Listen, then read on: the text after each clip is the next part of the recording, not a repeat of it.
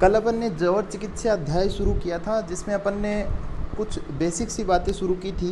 तो जिसमें अपन ने देखा था कि डेफिनेशन देखी थी, परिभाषा जिसको अपन कहें, जवर की डेफिनेशन देखी थी। दूसरा अपन ने कहा था कि साहब पर्याय बताए थे। अपन ने कहा था कि निदान स्थान में भी पहले अपन पढ़ चुके हैं व्याधि के पर्याय। जी हाँ, उसमें उससे मिलते जुलते पर्याय हैं जवर के भी। जी हाँ, इसके अलावा अपन ने और भी पर्याय देखे थे यहाँ पे, जो स्पेशली जवर के थे, जवर, विकार, रोग, व्याधि, आतंक वगैरह। जी हाँ, इसके अलावा अपन ने प्रकृति देखी थी और कहा था कि साहब ये कारण है, जवर के कौन कौन से कारण होते हैं। तो अपन ने कहा था साहब जो शारीरिक दोष हैं और जो मानसिक दोष हैं वो जो है जवर के कारण होते हैं। ऐसी कुछ बातें अपन ने देखी थी। अब अपन आगे करेंगे बातें। जी हाँ, अब अपन देखेंगे अगला जो अपना टॉपिक है वो है जवर की प्रवृत्ति। जी हाँ, जवर की प्रवृत्ति की अपन बात करें तो यहाँ पे जो श्लोक बताया आचार्य ने, प्रवृत्तिस्तु परिग्रहात् निदाने पूर्वमुद्दिष्टा रुद्रकोपाश्च दारुणात्। जी हाँ, तो अपन जानते हैं, अपन ने पहले पढ़ा था कि रुद्र के कोप के कारण जवर की उत्पत्ति होती है। ये चीज़ अपन ने निदान स्थान में पढ़ा था। यहाँ पे कहा है कि निदान पूर्व उद्दिष्टा, कि निदान स्थान में अपन ने पहले बात कर ली है कि जो जवर की उत्पत्ति हुई है वो रुद्र के दारुण प्रकोप के कारण हुई है। उसके भयंकर कोप के कारण जो है वो जवर की उत्पत्ति बताई थी। जी हाँ, एक नाम आता है इसमें परिग्रह है कि जवर की जो प्रवृत्ति का मतलब क्या होता है? प्रवृत्ति का मतलब होता है स्टार्टिंग कैसी हुई, जवर की उत्पत्ति कैसी हुई, उसको बोलते हैं प्रवृत्ति। जी हाँ, तो प्रवृत्ति परिग्रहात का मतलब ये होता है कि जो लालसा होती है ना, अपन जैसे संग्रह करना, धन संग्रह से लेते हैं। कहीं कहीं पे आपको ममता लिखा हुआ मिलेगा किसी चीज़ के प्रति। जी हाँ, अपन धन संग्रह की बात करें तो ये संभवतः वो जवर थी कि मान लीजिए किसी को, कोई लालची आदमी है या फिर कोई ऐसा आदमी जो धन संग्रह करने में लगा हुआ है। फिर जैसे अपन बात करते हैं, अमीरों की बात करते हैं, तो अमीर व्यक्ति जो होता है उसको थोड़ा डिप्रेस सा रहता है, अवसाद में रहता है कि पैसे का उसको काफ़ी चिंता रहती है। तो उसी को जो है वो मानसिक जवर बता दिया है। तो परिग्रह उसी से लिया गया है। तो यहाँ से जो है शुरुआत हुई थी जवर की। जी हाँ, तो जवर की प्रवृत्ति जो है परिग्रह से मानी गई है। और निदान स्थान में अपन ने पहले कहा था कि रुद्र का जो कोप है, दारुण कोप है, उसके कारण जो है जवर की प्रवृत्ति बताई है। जी हाँ, अगली बात करेंगे अपन जवर का प्रभाव। जवर के प्रभाव से अपन क्या समझते हैं? ये अपन जवर के प्रभाव या फिर अपन कह सकते हैं जवर के लक्षण। आगे अपन चलेंगे, उसमें अपन देखेंगे जवर के प्रत्यात्म लक्षण। अपन पहले भी देख चुके हैं, हालांकि फिर से देखेंगे अपन। यहाँ पे अपन देख रहे हैं जवर के प्रभाव, जवर से क्या हो जाता है, ये प्रभाव से अपन जनरली समझ जाते हैं। उतना ही श्लोक लिखा है जितना अपने को आवश्यकता है, जितना एग्जाम में लिखना चाहिए। इसके आगे की एक लाइन और थी जिसका कोई औचित्य नहीं था, इसलिए अपन ने इतनी बात कर रहे हैं कि संताप है सा अरुचि तृष्णा सा अंग मर्दो हृदय व्यथा। जी हाँ, तो इसमें सबसे पहले क्या है साहब? संताप बताया है कि बॉडी टेम्परेचर इंक्रीज होगा। बिल्कुल, अपन ने जवर में पहले भी देख लिया है। दूसरा है सा अरुचि, मतलब बॉडी टेम्परेचर इंक्रीज होने के साथ साथ भोजन में अरुचि भी इसका एक प्रभाव है। जी बिल्कुल है, अपन समझते हैं जब अपने जवर होता है तो खाना बिल्कुल अपन एक बहुत थोड़ा बहुत अन्न खा पाते हैं। जी हाँ, तृष्णा, प्यास की अधिकता, प्यास अपने को लगती है। सा अंग मर्दो, अंगों में जो है वो वेदना होती है। बिल्कुल, हृदय व्यथा, हृदय में पीड़ा। जी बिल्कुल, तो ये जो है अपने 5 जो रीज़न हैं, ये क्या हो गए? ये जवर के प्रभाव हो गया। ये कोई बड़ी बात नहीं है, आप ये लाइन भी याद रख सकते हो। संताप है रुचि तृष्णा सा अंग मर्दो हृदय व्यथा। तो ये भी आप याद रख सकते हो, जवर के प्रभाव हैं। जी हाँ, इसके अलावा अपन ने ये पहले देखा था कि जो जवर है वो मनुष्य जीवन के प्रारंभ में भी होती है और अंत में भी होती है। तो ये बात अपन जानते हैं, अपन ने पहले भी इसके बारे में अपन ने बात की है। जी हाँ, अब अपन आगे चलते हैं। अगला जो अपन पॉइंट ले रहे हैं, जवर का पूर्व रूप। ये देखिए, ये अपने आप में एक इम्पोर्टेंट बात है ना। ये इम्पोर्टेंट है। अपन जनरली जो भी बातें कर रहे हैं पूरी जो एग्ज़ाम पॉइंट ऑफ व्यू से काफ़ी इंपॉर्टेंट है वही अपन बात कर रहे हैं, लेकिन इसमें भी अपन देखें तो पूर्व रूप काफ़ी महत्वपूर्ण होते हैं किसी भी रोग के। चिकित्सा स्थान में स्पेशली बात करें अपन, रोग निदान में अपन पढ़ के आए हैं, तो ये काफ़ी इंपॉर्टेंट हो जाता है। जी हाँ, तो अपन पूर्व रूप अपन देखते हैं। आलस्यम नयने सा अस्रे जृंभणम गौरवम कलम है। तो पहली लाइन इधर लिखी अपन ने कि आलस्य, सबसे पहले आलस्य है जवर का पूर्व रूप। अगर आपको ऐसी समस्या हो रही है तो ये पूर्व रूप है, मतलब जवर होने का संकेत है। नेत्रों में आंसू, या फिर अपन कहें अश्रुपूरित नेत्र, ऐसे भी अपन कह सकते हैं। जी हाँ, अगली बात है जम्हाई जृंभा, अपन समझते हैं गुरुता। जी हाँ, गुरुता अपन देख रहे हैं। जम्हाई जो है ये, अगर अपन विशेषली बात करें, स्पेसिफिकली बात करें तो जम्हाई जो होती है ये वातिक जवर का जो है वो पूर्व रूप है। और बात करें अपन नेत्रों में आंसू जो है ये पेतिक जवर का पूर्व रूप है, पेतिक जवर। जी हाँ, और गुरुता अपन कफत जवर से ले सकते हैं। जी बिल्कुल। तो इसके बाद अपन बात करें कल्म। कल्म मतलब होता है कि थकान आ जाती है। जी हाँ, इसके बाद अगली लाइन है जवलन आतप वाय अम्बु भक्ति द्वेषाव निश्चितो। इसमें क्या होता है कि 4 चीज़ें ली गई हैं कि साहब ज्वलन मतलब अग्नि ली है, धूप, वायु और जल। इन चारों चीज़ों के साथ क्या होता है कि अनिश्चित रूप से इच्छा और द्वेष होता है, भक्ति द्वेष, इच्छा और द्वेष। कभी तो ऐसे होता है कि अपन अग्नि के समकक्ष हैं, अपने नॉर्मल अपन देखते हैं कि धूप का काफ़ी अपन आसानी से देख सकते हैं। जवर होती है तो अपन धूप में बैठने का मन करता है, लेकिन जब अपन थोड़ी देर के लिए धूप में बैठते हैं तो वहाँ पे भी अपना मन लगना बंद हो जाता है, तो वापस छाया में आने का मन करता है। तो ये होता है अनिश्चित रूप से इच्छा द्वेष होना। जी हाँ, तो ये बात है, ये अपन ने देख लिए, ये अपने जवर के क्या है, पूर्व रूप हैं। जी हाँ, इसके बाद अपन आगे बात करेंगे, जो वो आधा श्लोक था उसके बाद जो दूसरा श्लोक है पूर्व रूपों का ही है। उसमें और क्या है, अविपाक आस्य वैरस्य हानिश्चय बल वर्णयो शील वैकृत्यम अल्पम च जवर लक्षणम अग्रजम। यहाँ पे कुछ शब्द लिए गए हैं। जी हाँ, सबसे पहले अविपाक अपन समझते हैं इनडाइजेशन को बोलते हैं, है ना, पूर्ण अच्छे से उसका जो है पाचन नहीं होता है उनका। दूसरा आस्य वैरस्य, आप देख पा रहे हो, ये अपन समझते हैं आस्य वैरस्य शब्द जो है, इस प्रकार के शब्द आप एग्जाम में इस्तेमाल करने की कोशिश किया करें। अपन क्या इसका सरल रूप ढूंढने की कोशिश कर लेते हैं। तो अविपाक की जगह अपन ने अविपाक लिखा है, आस्य वैरस्य। इसमें आस्य मतलब माउथ होता है, मुख होता है, और वैरस्य मतलब उसका जो साधारण जो रस होता है वो उससे हट जाता है। तो इसको अपन कटुक आस्यता भी लिख देते हैं, कटुक आस्यता अपन लिख लेते हैं इसको। इसके अलावा मुख का दुस्वादु होना, ये भी आपको देखने को मिल जाएगा। लेकिन मैं आपसे स्पेशली कहूँगा, आप ये आस्य वैरस्य अगर आप लिख के आएंगे तो ज़्यादा अच्छा लगेगा। जी हाँ, याद भी इजीली हो जाएगा। पहली लाइन तो अपन आराम से याद कर सकते हैं। बल और वर्ण की हानि, तो हानि से बल वर्ण, स्वभाव में कुछ परिवर्तन, शील वैकृतम अल्पम, अल्प मतलब कुछ परिवर्तन हो रहा है स्वभाव के अंदर। जवर लक्षणम अग्रज, अग्रज मतलब ये होता है कि साहब पहले, पूर्व रूप है ना, अग्रज। जैसे बड़े भाई को अग्रज बोलते हैं, मतलब ये पहले इसका जन्म हुआ है, अग्रज, इसका जन्म जो है वो पहले हुआ है इसलिए बड़ा है, तो उसको अग्रज बोलते हैं। तो अग्रज मतलब पूर्व रूप, रोग होने से पहले, ज्वर होने से पहले। जी हाँ, आगे अपन बात करेंगे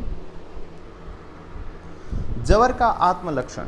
ये अपन ने पहले भी जब अपन ने शुरुआत की थी उस समय अपन ने कहा था कि साहब जवर की परिभाषा क्या होगी, तो बिल्कुल अपन इसको रिप्लेस कर सकते हैं परिभाषा से। अगर कल को छोटा क्वेश्चन आ जाता है कि जवर की परिभाषा बताएं, जवर होता क्या है, तो उसमें आप बिल्कुल ये लिख सकते हैं। ये याद कर लेना, छोटी सी लाइन है, बहुत इंपॉर्टेंट है। जवर प्रत्यात्मिकम लिंगम संतापो देह मानस है, इतना याद कर सकते हैं, संतापो देह मानस है। तो ये जवर के आत्मलक्षण हो जाते हैं। जी हाँ, तो क्या है, शरीर व मन में संताप होना, लिखा हुआ है कि शरीर का संताप तो अपन समझ लेते हैं कि साहब बॉडी टेम्परेचर जो है वो बढ़ गया, बिल्कुल। मन का संताप अपन ने पहले भी बात की थी, एक बार और बात करेंगे। मन का संताप क्या होता है? चित्त का न लगना, बेचैनी होना, या फिर अपन कहें ग्लानि होना। तो ये जो है ये क्या है? ये मन के संताप लक्षण है। ये सब अगर हो रहा है तो अपन समझें कि अपने को मानसिक ज्वर है। जी हाँ, आगे अपन चलेंगे। आगे अपन देख रहे हैं ज्वर के भेद। द्विविध भेद अलग अलग प्रकार से बताएं। आपने विषम ज्वर काफ़ी नाम सुने, आप पढ़ के आए निदान स्थान में, कोई बहुत नया नहीं है आपके लिए चैप्टर, पहले भी अपन ने पढ़ा है। द्विविध भेद से ज्वर अपन देख रहे हैं कि दो प्रकार के ज्वर कौन कौन से होते हैं। जी हाँ, तो इसमें अपन देख रहे हैं एक तो शारीरिक मानसिक हो गया, सौम्य आग्नेय हो गया, अंतर्वेग बहिर्वेग, प्राकृत विकृत, साध्य असाध्य। ये श्लोक दिया गया है, श्लोक अपन ने नहीं किया यहाँ पे। द्विविधो विधि भेदेन ज्वर ऐसे करके श्लोक है ना। तो 32-33 श्लोक है, उसमें ये पूरा दे रखा है अपने पास। जी हाँ, लेकिन इसमें ये नहीं है, निज और आगंतुज नहीं है। लेकिन आपको ध्यान होगा निज और आगंतुज जो है वो निदान स्थान में अपन ने पढ़ा था। जो जवर है निज और आगंतुज, तो निज जवर जो होते हैं वो वातादि दोष के कारण होते हैं, जो अपन आगे देखेंगे। आगंतुज जवर जो होते हैं वो बाह्य कारणों से होते हैं। जी हाँ, अभी जो आचार्य चरक ने बात की है यहाँ पे, निज और आगंतुज को कारण जवर में लिया है कि कारणों से होता है। जी हाँ, तो ये भी दो ही हैं, इसलिए इनकी बात अपन कर लेते हैं। लेकिन ये इसमें नहीं है लिखे, क्योंकि इस श्लोक में ये नहीं है। इस श्लोक में सिर्फ ये 5 ही जो है द्विविध भेद बताए गए हैं। जी हाँ, आगे अपन चलेंगे, बात करेंगे, एक एक की बात अपन करेंगे। निज ज्वर और आगंतुक ज्वर को अपन स्पेशली देख लेते हैं। हालांकि ये अपन कहीं चिकित्सा स्थान में नहीं है, ये पहले बता दिया है निदान स्थान में ही, फिर भी अपन यहाँ पे दोबारा देखते हैं। वातादि दोष के प्रकोप से होने वाले जवर जो होते हैं वो निज जवर होते हैं, क्योंकि वातादि दोष अपने खुद के होते हैं, अपने निज होते हैं, अपने निजी होते हैं। इसलिए जो है उनकी वजह से अगर जवर हो रहे हैं तो वो सब अपने खुद के जवर होंगे। आगंतुक जवर वो होते हैं जो बाह्य कारणों से हो जाते हैं। मान लीजिए अपने किसी चोट लग गई, कोई सांप मिल गया, या फिर अपन ने व्यवहार के कारण, आहार विहार के कारण अपन ने कुछ ऐसा किया हो। जी हाँ, तो इस प्रकार के कारण क्या है, जो जवर होते हैं वो आगंतुक होते हैं, बाह्य कारणों से जो होते हैं वो। जी हाँ, तो इसमें वातादि दोषों में वातज, पित्तज, कफज, वातज पित्तज, वातज कफज और पित्तज कफज और सन्निपातज, ये जो है ये निज जवर होते हैं। और आगंतुक जवर जो होते हैं वो 4 प्रकार के बताए गए हैं। इसके लिए आप है ना एक टेबल आती है, वो टेबल याद रखनी बहुत आवश्यक है, क्योंकि ये जवर का क्वेश्चन जो है काफ़ी जगह पे आता है। आपको 3rd ईयर में देखने को मिलेगा, 2nd ईयर में देखने को मिलता है, आगे भी जवर जो है काफ़ी जगह पे देखने को मिलेगा। तो इसके लिए मैं डिस्क्रिप्शन में आप चले जाना, एक लिंक मिल जाएगी, तो वहाँ पे आप ज्वाइन करना। वहाँ पे आपको एक टेबल की फ़ोटो मिलेगी, वो फ़ोटो आप ज़रूर देख लेना और उसको बना लेना, वो इम्पोर्टेंट रहती है, वो अपन हर एग्ज़ाम में चलती है वो, है ना, तो वो ज़रूरी है। आगे अपन बात करेंगे निज और आगंतुक की बात अपन ने की है। इसके बाद अपन देखेंगे काल भेद से, और भी जवर के जो भेद हैं वो अपन सारे देख लेते हैं, उसके बाद वो आ जाएंगे धीरे धीरे। जो अपन ने द्विविध भेदों की बात की थी वो सब अपने को मिलेंगे। काल भेद से जवर के प्रकारों की बात अपन करें, इम्पोर्टेंट है, इसको अपन अलग से पढ़ेंगे। जी हाँ, संततः सततो अन्य दुष्क तृतीयक चतुर्थको, 5 प्रकार की हैं। विषम ज्वर भी बोल देते हैं अपन। जी हाँ, संतत, सतत, अनुदेश के तृतीयक और चतुर्थक, इनकी बात अपन अलग से डिटेल में करेंगे। आगे चलते हैं। अगर ये काल भेद से हैं, बल अबल से भी इनको ले लेते हैं अपन। जी हाँ, आश्रय भेद से जवर के प्रकार। आश्रय अपन ने कहा साहब धातुगत होता है, धातु में आश्रय लेता है जवर, ठीक है। तो अलग अलग जैसे 7 प्रकार की धातुएं होती हैं, तो आश्रय जो होता है वो, आश्रय भेद से जो जवर होती हैं वो 7 प्रकार की जवर होती हैं। रसगत जवर, रक्तगत, इस प्रकार से जैसे 7 धातु हैं तो वो 7 प्रकार की जवर हो जाती हैं। तो ये जवर जो हो गई वो आश्रय भेद से हो गई। काल भेद से अपन ने संतत, सतत, अनुदेश, तृतीयक और चतुर्थक अपन ने देखी है। द्विविध भेद से अपन ने देखी थी, अभी आगे और देख लेंगे।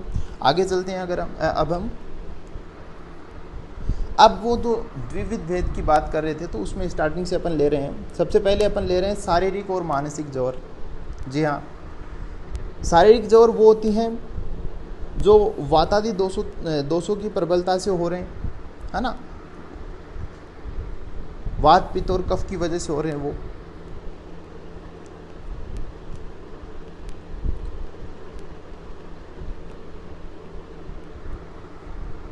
जी हाँ, मानसिक जवर जो हैं, जो मानसिक दोषों की वजह से हो जाते हैं, तो जिसमें अपन ने कहा था कि साहब चित्त का न लगना, बेचैनी होना, मन में ग्लानि, तो ये सब जो है हो जाते हैं काम क्रोध आदि की प्रबलता से होने वाले जवर। जी हाँ, तो जो मानसिक विकार हैं उनकी वजह से जो जवर होता है वो मानसिक जवर है। जी हाँ, तो ये अपन समझ रहे हैं। आगे अपन चलेंगे, कोई बहुत इंपॉर्टेंट नहीं है, इसमें कुछ क्वेश्चन आते हैं, अंतर्वेग बहिर्वेग का भी आ जाता है कभी कभी, बहुत ज़्यादा इंपॉर्टेंट होगा वो बता देंगे अलग से। बाकी ये अपने को पता होना चाहिए अंतर्वेग क्या है ना। जी हाँ, अंतर्वेग में क्या होता है कि जो जवर का जो वेग है वो आंतरिक रूप से अपने को बाहर से नहीं पता चल रहा। रोगी को देख के अगर अपन देखें तो संताप देखने को नहीं मिलेगा, क्योंकि संताप कहाँ हो रहा है, संताप इनसाइड द बॉडी रहेगा, शरीर के अंदर संताप रहेगा। लेकिन बहिर्वेग की अगर अपन बात करें तो जो नॉर्मल अपन देखते हैं शरीर के बाहरी भाग में ताप की अधिकता रहती है। जी हाँ, बहिर्वेग जो होता है वो सुख साध्य होता है, और अंतर्वेग जो होता है वो थोड़ा दारुण साध्य जवर होता है। जी हाँ, तो इसमें चूँकि अंदर ही अंदर जो है वो संताप रहेगा तो ज़्यादा सीरियस हो जाती है थोड़ी। तो सबसे पहले बात करें, इसमें अंतर्दाह रहेगा, तृष्णा की वृद्धि, इसमें प्यास ज़्यादा लगती है, इसमें कम लगती है बहिर्वेग में। परलाप रहेगा, डेलीरियम जिसको अपन बोलते हैं। श्वास की वृद्धि रहेगी, ज़्यादा श्वास फूलता है, इसमें चक्कर आता है।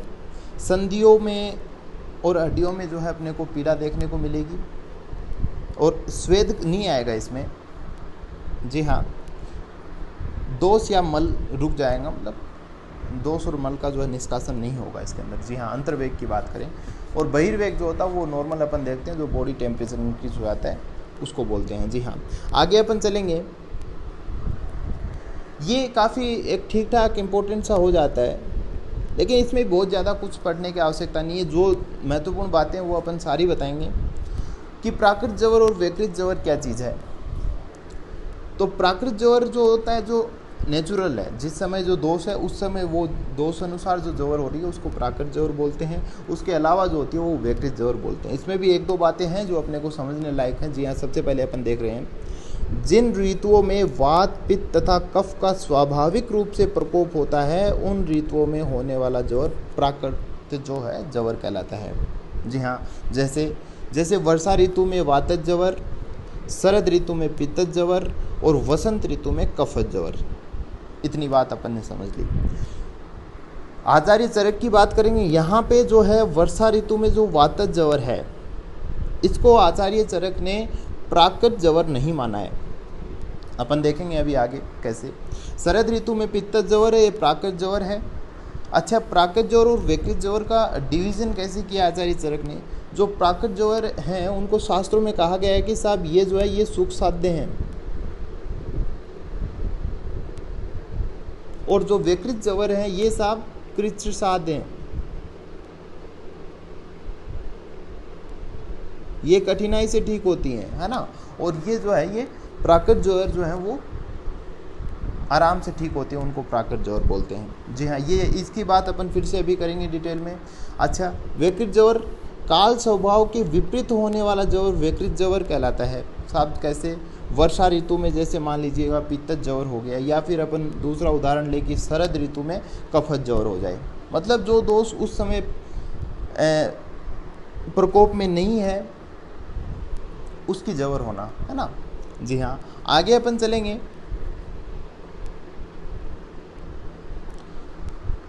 ये आचार्य चरक ने बताया ये श्लोक कि प्राकृतः सुख साध्यस्तु वसंत शरद उद्भव। तो यहाँ पे टू का मतलब ये होता है सिर्फ, है ना।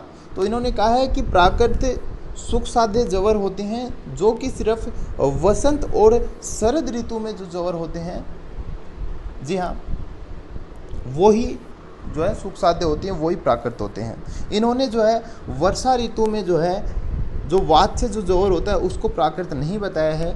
वर्षा ऋतु में वात से उत्पन्न जवर जो है सुख साध्य नहीं होता। साहब ऐसा क्यों? वातिक जवर कोई भी हो उसको अपन सुख साध्य नहीं मानते, होता भी नहीं है। वातिक जवर सुख साध्य नहीं होता है, क्यों? इसका रीज़न रहता है, आसान रीज़न है, कोई वो नहीं है। अपन संप्राप्ति देखेंगे, हालांकि ऐसा नहीं है, अपन देखेंगे, लेकिन फिर भी अपन थोड़ा बात करते हैं कि जो जवर जो होती है उसकी उत्पत्ति होती है आमाशय से होती है। कहने का मतलब अग्निमांदे की सिचुएशन अपने को देखने को मिलती है जवर के केस में। साहब जो जवर में जो टेम्परेचर आता है ना, वो आता कहाँ से है? इसमें कहीं ना कहीं जो अन्वय स्रोतस जो होता है, अन्वय स्रोतस ये कुपित हो जाता है। जी हाँ, तो इसकी वजह से क्या होता है, जो अग्नि जो होती है वो पूरे शरीर में फैल जाती है। जो आमाशय की जो अग्नि होती है वो पूरी शरीर में फैल जाती है। कहने का मतलब अग्निमांदे, और कहने का मतलब अपन ने कहा था अविपाक की सिचुएशन देखने को मिलती है। जी हाँ, बात यहीं पे ख़त्म नहीं हो रही है। अपन ने कहा कि आमाशय की प्रॉब्लम है, तो अपन ने ये भी पढ़ा है कि साहब आमाशय की प्रॉब्लम हो तो अपने को लंघन करवाना चाहिए उसको ठीक करने के लिए। जवर के लिए भी लंघन एक बहुत अच्छा उपाय है, करवाते भी हैं। वातिक जवर की बात करें साहब, लंघन करवाएंगे तो सामान्य सिद्धांत लगेगा साहब लंघन भी रूप से हल्का है। मतलब कहने का मतलब लंघन और वात के जो गुण हैं वो समान हैं, तो अर्थात जो है वो वात को बढ़ाने में जो है वो कारण होता है लंघन, तो उसकी वजह से वातिक जवर जो होती है वो सुख साध्य नहीं होते। ये रीज़न होता है वातिक जवर का सुख साध्य नहीं होने के पीछे। जी हाँ, आगे चलेंगे, अपन आगे बात करेंगे। साध्य और असाध्य जवर की बात और करेंगे अपन बता दें आपको कि द्विविध जवर जो है उनकी बात कर रहे हैं, और ये आप कतई ना समझें, अपन वही बातें कर रहे हैं जो एग्ज़ाम पॉइंट ऑफ व्यू से इम्पोर्टेंट हैं। क्योंकि आप जैसे ही बुक में घुसेंगे तो आपको एक बहुत बड़ा सा कुछ देखने को मिलेगा, लेकिन उसमें से जो एक्सट्रैक्ट निकला, जो अच्छा लगा और जो काम का कंटेंट है वो अपन यहाँ पे डिस्कस कर रहे हैं। जी हाँ, साध्य असाध्य जवर के लक्षण की अपन बात कर रहे हैं। बलवतस्व अल्प दोषेषु जवरो साध्यो अनुपद्रव। 3 बातें हैं सिर्फ, साध्य जवर के लक्षण है साहब ये। जी हाँ, बलवतस्य साहब बलवान रोगी, अल्प दोषेषु दोष अल्प होना चाहिए साहब। जो भी विकृत दोष है, चाहे वो वात है, पित्त है, कफ है, कोई और है, तो वो क्या होना चाहिए साहब, कम होना चाहिए। बहुत ज़्यादा मात्रा में प्रकोपित होगा तो सुख साध्य नहीं होगा, या फिर अपन कहें साध्य ही नहीं होगा। बलवान रोगी अगर नहीं होगा तो रोगी जीवित ही नहीं रह पाएगा, थोड़ा बहुत कष्ट सहन नहीं कर पाएगा। तीसरा है उपद्रव रहित जवर होगा, तभी वो जो है साध्य जवर होगा। अगर उसके कॉम्प्लिकेशंस बहुत ज़्यादा हैं तो साहब वो साध्य नहीं होगा। अगली बात करते हैं अपन असाध्य जवर। साहब असाध्य जवर के लक्षणों की बात अपन कर रहे हैं। सबसे पहले अपन ने कहा हेतुर भी बहुवीर जातो, कि बहुत सारे हेतु हों, बहुत कारणों से उत्पन्न, बली भीर बहु लक्षण, बलवान हो जवर, क्या हो, बलवान हो, बहुत सारे कारणों से उत्पन्न हो रहा हो, बहुत सारे उसके लक्षण हो, तो वो जवर जो है वो असाध्य होगा। जवर प्राणांत कृदस्य शीघ्र इंद्रिय नाशने है, कि साहब शीघ्र ही इंद्रियों का क्या कर रहा है, शक्ति को नष्ट कर रहा हो। तीसरा जो बात करें अपन, प्राणों का अंत करने वाला हो। या फिर अपन ने पीछे कहा था कि साहब जो साध्य है उसमें उपद्रव नहीं होते, तो साहब इसमें अपन कह देंगे बहुत सारे जिसके उपद्रव हों, इस प्रकार के जवर क्या रहेंगे, असाध्य रहेंगे। जी बिल्कुल। इसके बाद अपन अगली बात करेंगे कि जो वातिक जवर हैं, असाध्य जवर की बात चल रही है। वातिक जवर जो है उसका टाइम पीरियड होता है 7 दिन, पेतिक जवर 10 दिन और कफत जवर का 12 दिन। अगर इस टाइम में क्या हो, यदि तीव्र प्रलाप, भ्रम, श्वास और साथ ही जवर का वेग भी क्या हो, तीव्र हो, तो उस समय भी जो जवर जो है असाध्य हो जाती है, और वो क्या करती है, मनुष्य की जो है मृत्यु भी हो जाती है उससे। जी हाँ, तो ये भी बात है। इसके अलावा आपको छोटी मोटी और भी बात देखने को मिल जाएंगी। इसमें ये महत्वपूर्ण है कि कितना टाइम पीरियड रहता है वातिक, पेतिक और कफत जबर का। जी हाँ, इसके बाद अपन बात करेंगे आगे सौम्य और आग्नेय जवर की बात अपन करेंगे। जी हाँ, वात पित्तात्मक है, शीतम उष्णम वात कफात्मक है, इच्छेत्यु उभय मतेषु जवरो व्यामिश्र लक्षण।